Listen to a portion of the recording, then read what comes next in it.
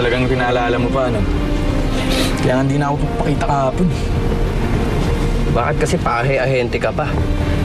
Gusto mo, tuloy na lang natin yung plano natin na nakawan siya. Para makaganti ka. O tapos ano? Tapos pag nalaman na naman ni Grace, di lalong wala na akong mukhang ipapakita sa kanya. Titiisin ko na lang yung worry na yun. Bahala na. May kung taong ka. Pareho kayo ng utol mo. Kapag na-in love, todo. Masyadong nagpapakamartir.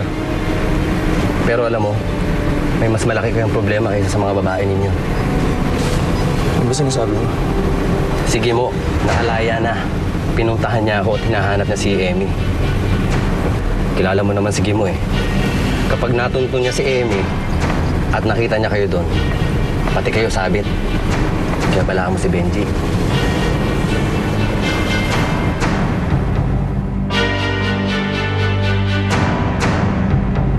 Masisingil ko na rin ang pagka-driver mo siya.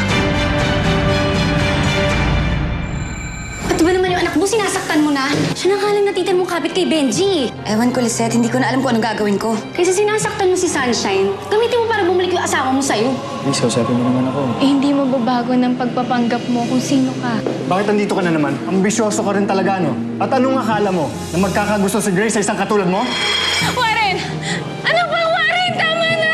Magpalakas ka na, para makaalis na tayo agad. Salamat sa pag-aalaga mo sa akin. O sige, dito ka muna. Kukuha kita ng mga kain. Nahulit ko nga pala. Ano ginagawa mo dito, ha? Gusto ko lang sanang malaman ang lagay ni Sharina eh. Benji? Sarina!